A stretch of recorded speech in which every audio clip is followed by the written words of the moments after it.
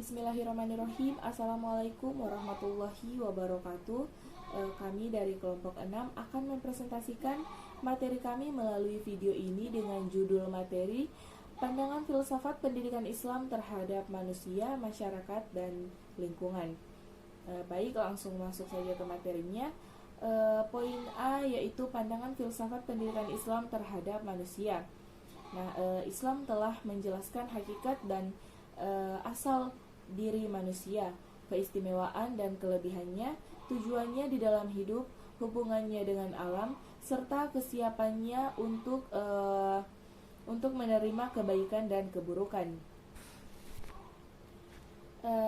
Hakikat dan asal diri manusia ini berpangkal pada dua asal, yaitu asal yang jauh dan asal yang dekat.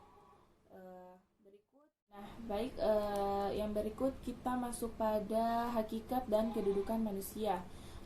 Manusia adalah makhluk Allah yang paling sempurna, tinggi derajatnya, dan memiliki nafsu juga akal pikiran. Dalam pandangan Al-Quran, manusia ini diciptakan dalam dua tahapan, yaitu tahapan primordial dan tahapan biologi. Manusia juga merupakan pertalian antara dua unsur, yaitu unsur badan dan unsur ruh. Di dalam Al-Quran itu ada yang menjelaskan tentang manusia dan makna filosofis dari penciptaannya. Manusia juga adalah makhluk Allah yang diciptakan paling sempurna dan sebaik-baiknya ciptaan yang dilengkapi. Berikut yaitu manusia dan proses pendidikan. Dalam pandangan Islam, proses kependidikan yang berlaku bagi manusia itu dipandang sebagai perkembangan yang ilmiah, yaitu proses yang harus terjadi terhadap diri manusia. Proses perkembangan tersebut merupakan sunnatullah sebagaimana telah tertulis di surat Al-Mu'minun ayat 12 sampai dengan 14. Bagian B. Pandangan filsafat pendidikan Islam terhadap masyarakat. Yang pertama, hakikat masyarakat. Menurut bahasa, masyarakat adalah sejumlah manusia dalam arti seluas-luasnya dan terikat oleh suatu kebudayaan yang mereka anggap sama. Adapun prinsip-prinsip yang menjadi dasar pandangan terhadap masyarakat berisikan dua pemikiran.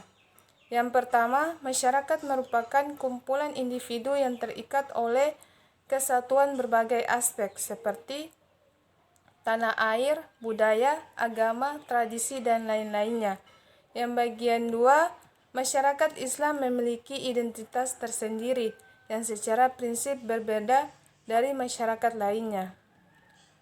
Dua, dasar pembentukan masyarakat lain.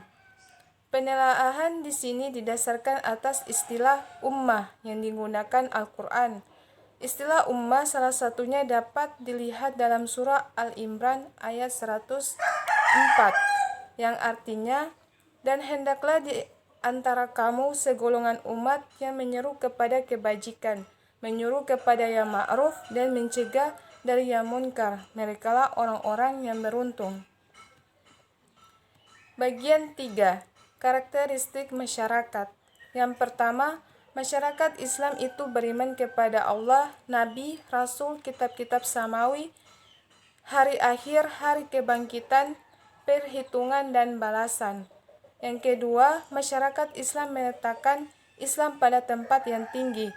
3. Masyarakat Islam memberi penilaian yang tinggi kepada akhlak dan agama dan tata susila.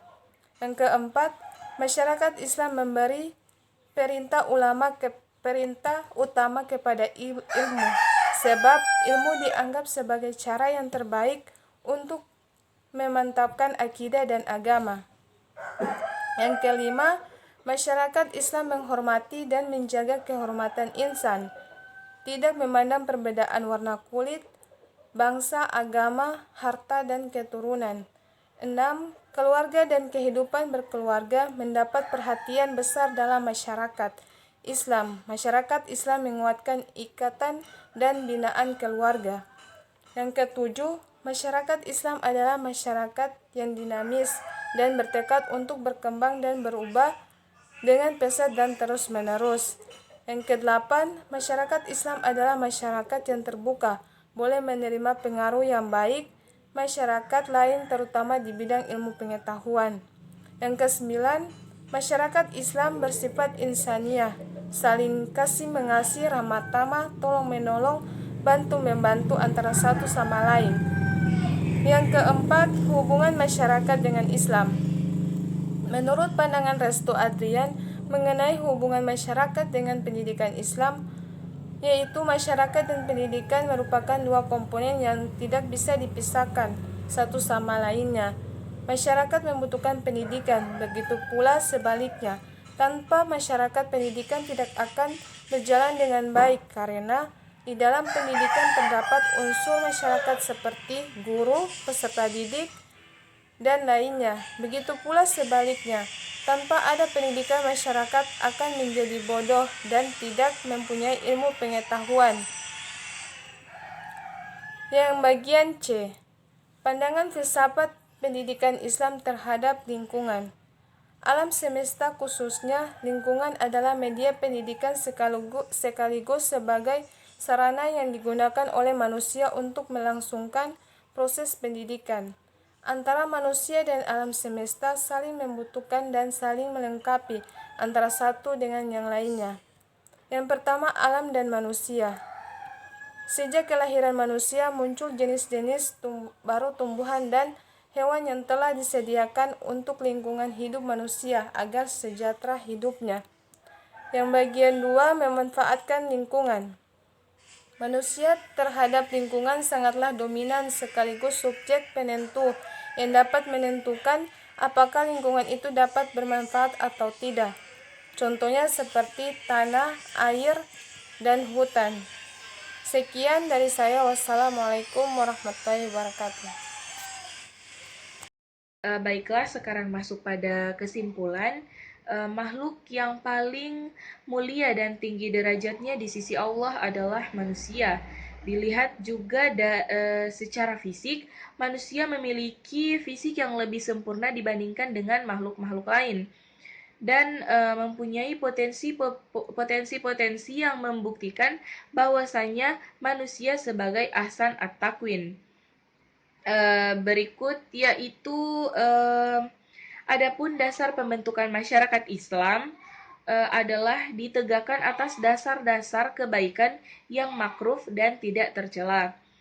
Selanjutnya, manusia terhadap lingkungan harus menjaga keseimbangan ekologi dan mempertahankan kelestariannya dengan cara pemanfaatannya dengan sebaik-baik mungkin. Baiklah, itulah pemaparan materi kami. Lebih dan kurangnya kami mohon maaf. Billahi taufiq wal hidayah. Wassalamualaikum warahmatullahi wabarakatuh.